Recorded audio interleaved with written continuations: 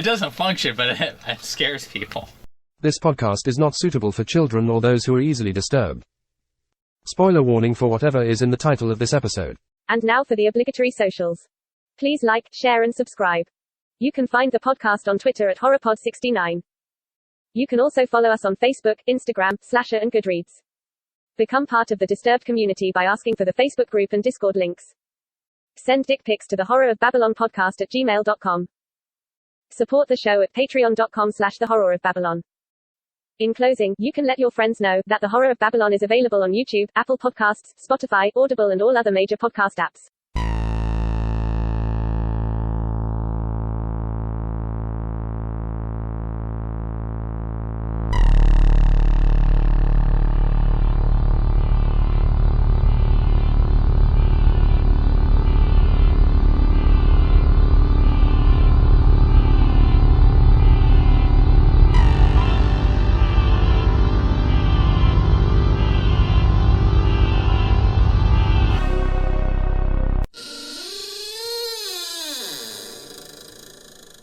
Welcome to episode 115 of The Horror of Babylon, where we review The Legend of Sleepy Hollow, 1949, from Walt Disney Pictures. That's right, we're doing it again. We're doing it again. And speaking of doing it again, I'm Ryan, and with me as always is Daniel. Say hi, Daniel. Hi, Daniel. And Hef's here too. How y'all doing? Good to be here. Is it though? You can say no. I mean, I'm the fact that we're playing the game again, and I'm just waiting for the weather outside is frightful. The file is so delightful, and since there's no place to go, where the podcast. Fuck. And speaking of fuck, no, but now I don't know what I was gonna say. Abigail the First, breaker of chains. Speaking of people who are sweepy. I've never gotten that, I just listen to your podcast to go to sleep comment, but I would take it. I would take it. That's still a view. That's still a view.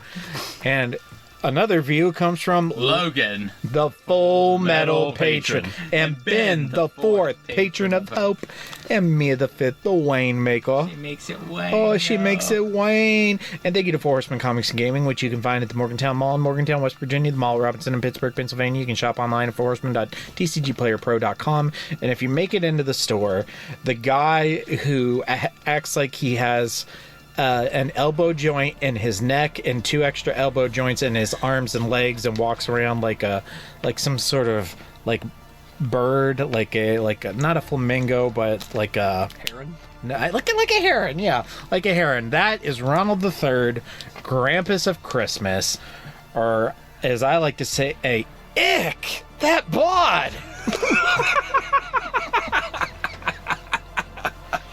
Crane. And speaking of which, thank you to Four Horsemen who provide us with a Princess Bride Magic the Gathering Secret Lair, which we are giving away the first week of March. If you want to be included in that giveaway, like, comment, share, any sort of interaction on this YouTube video or any of our social media posts. If you listen on Spotify, you can head over to Facebook, Instagram, Twitter, Slasher, all that stuff. Just interact somewhere. Make sure we can see it. Make sure we can see your name so we can get you in that giveaway for Princess Bride Secret Lair. And we will be giving that away again the first week of March. Trigger warning, old cartoon tropes. Like, there's just some things that just feel strange to a modern audience in these older cartoons. It comes with a vibe. It has a vibe. All right, our history with The Legend of Sleepy Hollow. F and I went to the same elementary school, and our elementary school was kind of small. So small, in fact, that we did not have a classroom for art or music. We actually had two single-wide trailers behind our school that we would have to travel to do art and music. Music was in a white trailer, and art was in a red trailer taught by a woman named Mrs. Brown. Yes.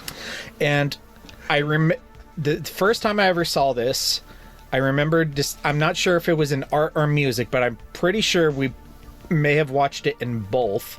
We had these old TVs, like old box style TVs that were on movable trays because there was only like a couple for the old school, so they had to be mobile, where the TV is like leather, like strapped into that thing so it won't move. But I remember one day when probably our music teacher didn't want to teach, Or she was hungover, one of the two.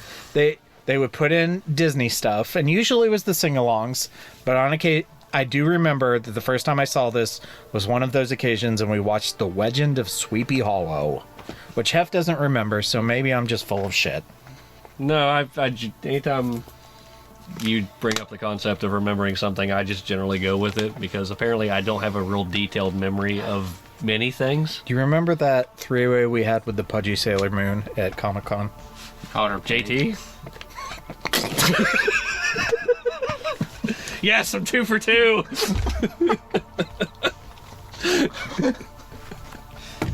He got so mad. It's so good.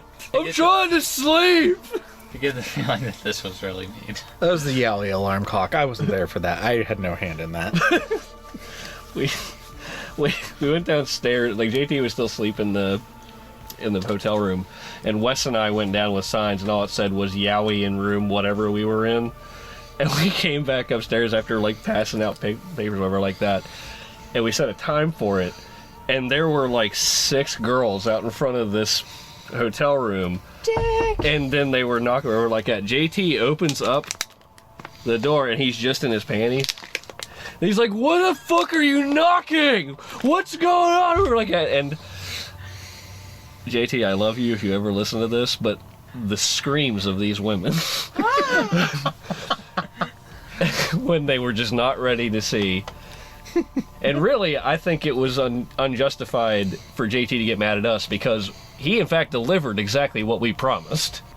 The vampire's a pure myth, superstition. I may be able to bring you proof that the superstition of yesterday can become the scientific reality of today.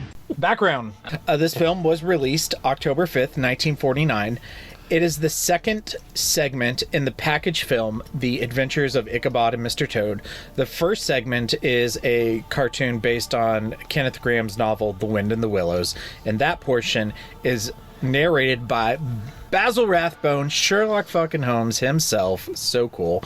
The Legend of Sleepy Hollow portion is narrated, and all the songs are sang by Bing Crosby, which gives it the most like unique vibe.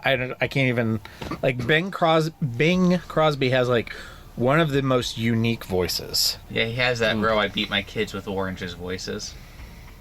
Did he? Yes. Wow. You have to ruin everything I love. Yeah, I'm gonna make it a little bit better, because I'm gonna tell you something real dumb. I think I've mentioned to you before that I didn't know, for several years, I didn't know that Rihanna was black. Rihanna's black? I'm trying to figure out the leap here, so hold on. Wait, is Bing Crosby black? No. He is not. Okay. But I thought he was. Oh, okay. Why? Because it sounds like Bill Cosby?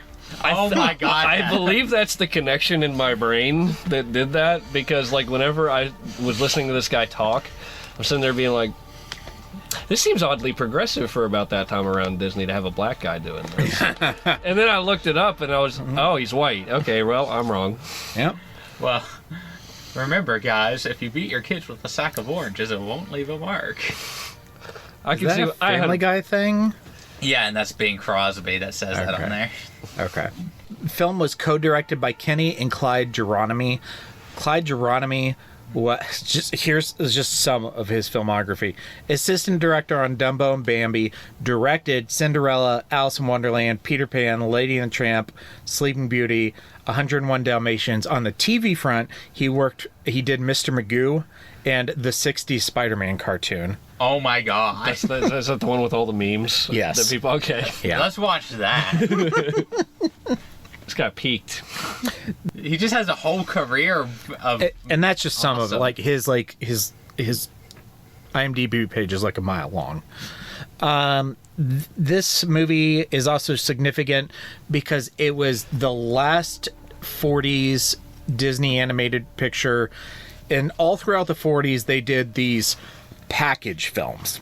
Basically, they were feature films that were released in theaters, but they were just like collections of cartoons. The other ones are Saludos Amigos, The Three Caballeros, Make Music Mine, Fun and Fancy Free, and Melody Time. Years ago, I went back and I started at Snow White and the Seven Dwarfs, and I watched... It was when Encanto came out, because Encanto was the 60th Disney animated feature film. So I started at Snow White and the Seven Dwarfs, and I watched all of them up to Encanto. And I watched all of these ones from the 40s, and they are wild. So 3 of these, Saludos Amigos and the Three Caballeros, so these 2, Saludos Amigos and the Three Caballeros, they were produced during World War II. Oh, man. They were contracted by the U.S. government to make propaganda to try and entice the South American and Central American countries to join the Allies. And that's both these movies are just about like Mexico and Brazil and Peru and Chile. And I'm sure you've seen if you haven't seen the movie, you've seen the poster of the Three Caballeros, which is Donald Duck and the parrot and the Mexican rooster. And like, it's pure government propaganda. The movies are absolutely wild. Is it as wild as those Donald Ducks with Hitler ones? Yeah. It's the same era. Okay. So definitely check those out. So in 1950, they produced Cinderella, and that was them returning to like traditional full-length feature films. And then past that, they only did a package film one other time, and that was The Many Adventures of Winnie the Pooh in 1977, which is just like a collection of like Winnie the Pooh shorts. In terms of monies, I don't know what the budget was, but it pulled in $1.625 million and was considered a success. What's that in today money? I was going to say, the 1940s is very different. $1.6 million, 1949, adjusted for inflation. Oh, there's a calculator. Nice. I would have Googled that in 5 different ways and still not found the answer. $20.7 million. Okay. Yeah. And, you know... Not bad for a little 30-minute cartoon. Well, it's an hour because it has Okay. Mr. Toad, the So Mr. that's like Toad part. $10 million per half hour. And that's that. Another story in the classic, infallible 3-act structure. Good enough for Aristotle, good enough for The Simpsons. Mr. Sislak, I have a feeling there's going to be one more act to this story. Well, I'm not hanging around for that. 4 acts. Jumping into structure and themes, I will throw to you, Daniel. Is this a good adaptation of The Legend of Sleepy Hollow? I would say it's a surprisingly good adaptation. Not only does it hit all the story beats, really, but you also get just like the themes and the sense of character. Like, this really gets across how shitty of a person Ichabod Crane is. And the way that I think even the short story might not, just because it's visual and you get to see it. That's what I was going to say. He feels even worse. Because you get to see him actually go to these like kids' houses to mac on their moms and eat their food. Mm-hmm. Just like being a straight up predator almost. Yeah, and again, you brought up that poor short fat woman who Can get it. Who he just he's completely following around until he sees Katrina. And then he's like, oh, that woman's hot and she has money. I don't think he cares that she's hot. He almost feels like a non-sexual being to me. Yeah. Go ahead. No, you're good. I think what really got me in this version was like, unlike in the books, like Brahm is a character in the story, but he's just kind of like another piece of what's going on. In this, they kind of make Brahm to a point where he seems almost like sad at points. He's a little more sympathetic. He's very much more sympathetic, and like Ichabod just seems like a total douchebag for like, and Brahm's just trying his best. All I can think of is I must have been like a painfully stupid child to not pick up that I wasn't supposed to be rooting for the tall, skinny guy. Same. No, same. Like watching this now, I legit feel stupid. To how I just like, how could I not have seen this? So, what's it like to watch an 85-year-old cartoon in 2024? I watched it on YouTube, Me too. and it was not a very high quality version of YouTube. It is on Disney Plus. Yeah, I watched it on the YouTube, and I think just hearing Bing Crosby is just the weirdest thing these days. He's probably not a vocalist who would be successful in modern times. Well, it's it's like kind of like Daniel said, like he's got that kind of. Bada-bing. I mean, I would say like just that. Let me tell you, He's got that old timey white guy voice. The legend like, of Sleepy Hollow, bada bing, bada bing. Yeah, he just has the Sleepy Hollow. And like the Sleepy and the audio, Hollow. like the I guess like I don't want to call it backfeed, but like you can clearly hear it's an old recording. Mm-hmm. And I like the sound of that shit, but it sounds analog. Yeah, it's very odd. So that going into it, like the animation, actually, I was watching. I'm like, it's actually pretty decent. Well, Disney's kind of known for that. They are, and it surprises me a lot of the times where I can watch something as old as it is, and it's still like the animation's very fluid. Mm-hmm. But no, the weirdest thing for me was listening to Bing Crosby talk, because it was just right there put me in the mind of being like, wow, this is fucking the 40s, all right. Yeah. And he's not black. And he's not black. They're coming to get you, Barbara. Going to characters, speaking of people who aren't black, Ichabod Crane! I think that Ichabod Crane in this cartoon is one of the most unique and distinct character designs of all time. He has shovelly feet. But seriously, like, his neck almost has like an elbow joint, so it's like a bird. Like, he can move it around like this. 6 inches of snow. Bada bing. It's not black. That's what they used to call me in college at Harvard. Oh my god! We should do a Bing Crosby album. Bada bing. The cocaine wasn't the only white powder in the hotel room, if you know what I'm saying. No, I was talking about my penis. It's funny. I didn't even hear words. I just heard Your 6 inches of snow was his nickname in college. I can't believe you didn't hear that. That was so funny. Your reaction's even funnier now that you've heard it. That's what the co-eds used to call me. I'd bring them up to the dorm room, drop the old pantaloons, bada bing, bada boom, 6 inches of snow. There's no way you make it to class in the morning after 6 inches of snow.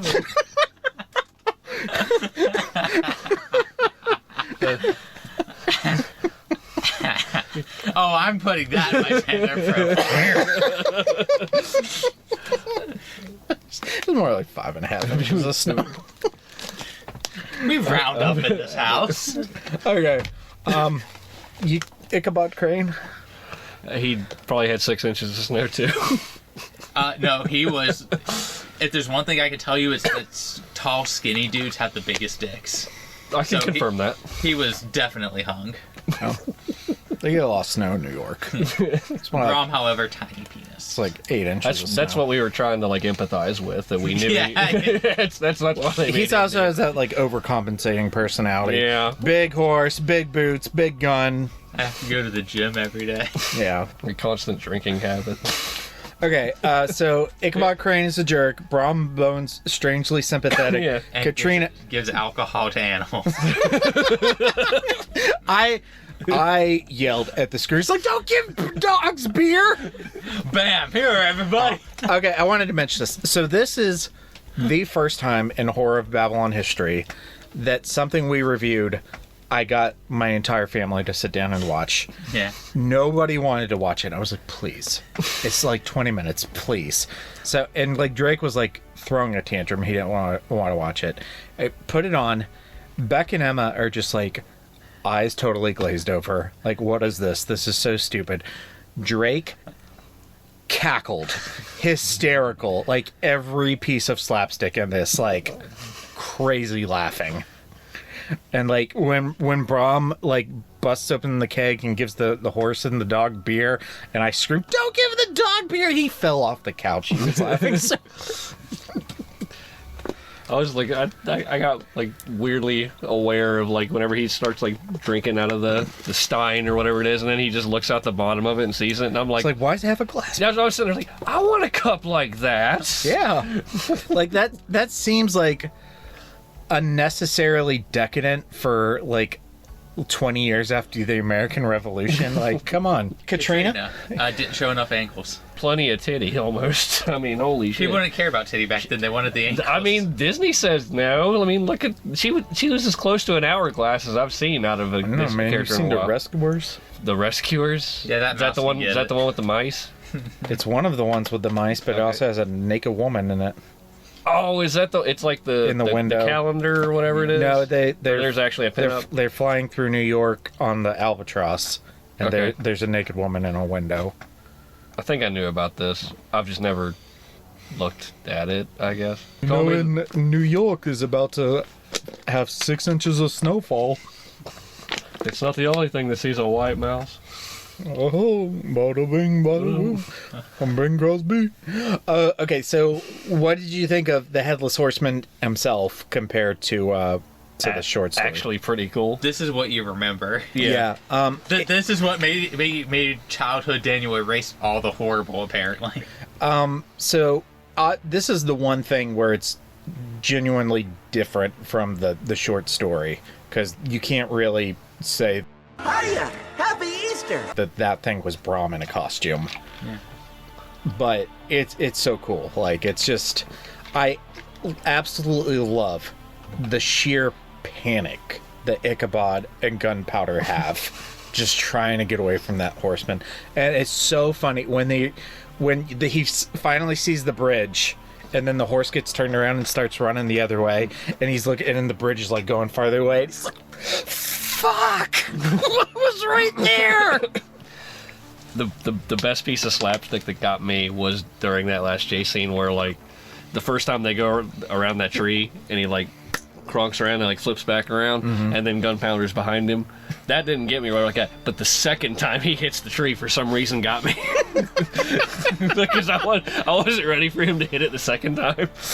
Even the build-up to the horseman's pretty great. Like when he's going slowly through the woods, and then you get those what are they, stalks that are... The cattails. The cattails, that are beating against the thing. Yeah. Oh, the cackle of the horseman was actually genuinely, like... Yeah. Like, they timed it very well. Like, I was like, whoa! I wonder if Bing Crosby did that cackle. Maybe. Owl... the creaky trees, just like tone just is the atmosphere and the good. art. Yeah, it's very pretty. It was one of the few times I've seen like quirky horror, like, but it works. Yeah, like we need more of that. Yeah, it's like Evil Dead if it was good. So this is a good time to transition into. I'll kill you all! I'll drive you crazy, and I'll kill you all! I'm every nightmare you ever had. I am your worst dream come true. I'm everything you ever were afraid of. Scary shit, and yes, I heard that excellent Evil Dead burn. Is this movie scary? It scared child Daniel. I think it has like a little bit of a creepy vibe. Yeah. And I can, like, it didn't scare Drake, but yeah, like, I can see, like, being a little kid and watching it with the lights out, like, ooh, this is a Halloween movie. Yeah. That laugh by itself is enough to get me a little, like, chilled. Like, not, like, scared or anything like that, but, like, just cackling like that just kind of, like, is a weird thing for me. That's the sound that I imagine Joe Biden makes when he wakes up in the middle of the night. Like that. And Vice President Harris is just, like, down the hall in her bed, and she's like, he's gonna die soon. Joe.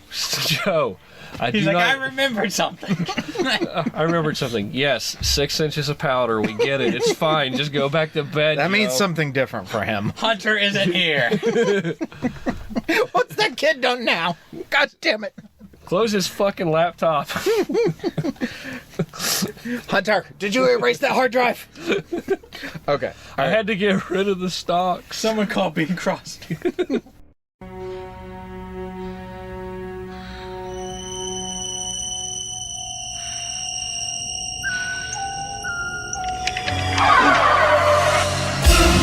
Kiss me, fat boy! Kiss me, fat boy. I made a poem. Is this one of those beatnik poems where I'm going to have to snap my fingers? No, it's very simple. Sleepy Hollow, read by Hef. Give me the lady in green. Of her I shall make a wife. With moves she shows on the dance scene, she would give me the best sex of my life. Well, there's our newest short video. Yeah, that's pretty good. That little lady. Just put an image of her. That little lady in green. But she is what I was talking about when I was talking about like old cartoon tropes, like that. Like every like short, overweight woman is just like obsessively horny. It's just like it's just such a thing in like these old cartoons. I don't think I've ever been that excited about anything in my life. You know who? My headcanon is that she is the young version of Madame Mim from The Sword and the Stone. Yeah, the witch lady. Yeah. Now, Madame Mim can get it. Had the... Yeah, in my headcanon, she's actually the precursor before she becomes a fairy in Sleeping Beauty, the little blue one. That was my... that's Merryweather. Merryweather, yeah. Flora, Fauna, and Merryweather. Yeah, she was like the pre-Merryweather. Then it's like that. Who's your favorite fairy from Sleeping Beauty?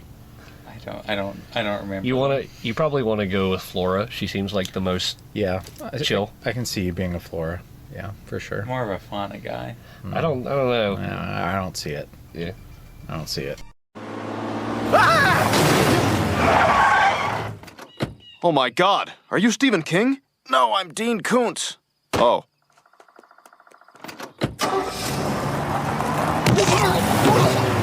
Kings and Koontz, Hef, what is your king for The Legend of Sleepy Hollow? I like how none of us have fucked up yet. Because you guys just aren't even saying it. Yeah.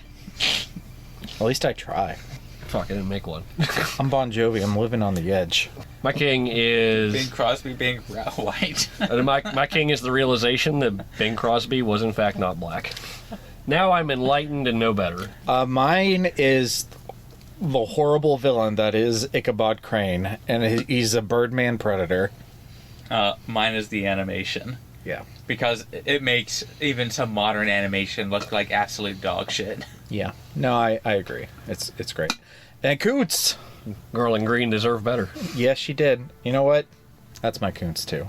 She made me really sad, so also yes. All right. Fuck you, Brom Bones. You'd be sympathetic if you had just gotten with that girl. And Ichabod. And Ichabod. Everybody treated that girl wrong. I agree. Dickabod. Dickabod McCrane. Like, don't use a woman to make another woman jealous. That ain't cool. Rankings. I'm up first. And I had it, like, towards the upper end of the middle. It is number 32, below Goosebumps 2, Haunted Halloween, and above Beast, starring Idris Elba. And he gives me a frog in my throat, too. You had a little Rick moment there. He did. Yeah. Like, Quarrel? Rick from Rick and Morty. You like Quarrel? He, like, burps in between words a lot. It's like the shtick of the show. Quarrel! Llamas and hats. All right, Daniel, here's your list. Below Ringu Kazamon. Yeah. I had too much of a good time with that. Is it better than Exorcist the Beginning? Yes. Okay, so here's your range. I think I like it more than Chapelwaite, so I'm going to put it right above Chapelwaite. And below Bela Lugosi Dracula. Yeah. Okay, cool. And Mr. Hef. It goes below Blade 2. And above Blade. And above Blade. Your new number 11. Very fair. Very fair. For homework, I asked you what a modern animated adaptation of this story would look like. A modern animation, Ichabod in the modern age would be more of like the lovable loser. Mm-hmm. I think a lot of the Disney princesses anymore kind of go along with that. Like they are fair and kind of stuff, but they're more awkward, I think, anymore. Like Anna. Yeah, Anna's... And Moana. Yeah, like they're kind of awkward, not really... Like they're not like the... Not like Cinderella. Yeah, they're not like the dreamy princess archetype. Yeah. So like I feel like... They're more girl next story. Yeah. I feel like Ichabod would kind of fall into that line. Because obviously they want to make him more likable than... Oh, and Rapunzel. Yeah, that's what I'm saying. Like, I think, make him an awkward, lovable loser kind of thing. Katrina... in modern day and age would be like a huntress or some kind of empowering young woman because, that's what you do. Brom would be gay. Just because. we're open to that now. The Horsemen would be written out entirely, and Katrina's father would be the actual villain of the movie. Scathing review of Tim Burton's Sleepy Hollow. I just wrote down bad. I just wrote down bad. It would be bad. I read my list. I'm good. Lady in Green. Oh, you can't say the thing. Text us. we don't know who did it. I'm assuming he did it, but like, he did it. Okay. So we got to close out the show. Oh, is that? Oh, you know what that means? That means we get to come up with his answer. Oh. Ryan, stop writing racial slurs into the thing. Oh, it's a high school story. Ichabod is trans. He's trans. Is he played by Zac Efron? Yes, as a trans. Oh, man. Oh my god. That's like a joke I would make. That's the reason I just wrote down bad. Well, now that we've all heard our things, for further reading, all the package films from the 1940s, definitely check those out. Like he said, there's a bunch of propaganda ones that are a hell of a watch anymore. I think if, especially how we mentioned Drake liked the slapstick, if you like slapstick, early Looney Tunes. Oh, I would say would probably have a similar appeal. Yeah, I agree with that. So upcoming on the Horror of Babylon, for our regular episodes on March 3rd, we are going to be reviewing The Wastelands. That's the third Dark Tower book. Make sure to be able to join us for that. And then the next Sunday, we're going to be reviewing, well, not me, I won't be here for that one, but Daniel and Ryan will be here for Charlie the Choo-Choo by Beryl Evans. It's the Choo-Choo-Choo. It's the children's book by Stephen King that I believe makes an appearance in The Wastelands. I'm just a happy choo-choo train. And as far as our Thursday bonus episodes, check out on the 29th, the leap day of the year, the Easy Bake Coven, the Treehouse of Horror adaptation of whatever the fuck it's an adaptation of. And then the following Thursday, we're going to be doing The Princess Bride. I'll be back for that one. Everyone's favorite movie. Except for every woman in my household, and it makes me sad. That shocks me. No one likes it. I have shown that to every single person in my house, and none of them like it. Wow. And I think you need to start a family over. It's like that thing where it's kind of like when you start putting together a Lego set. Yeah. You've already gotten into the Lego so far, and it's like, I gotta finish it because it's just too big, and it's a Death Star, so you have to finish it.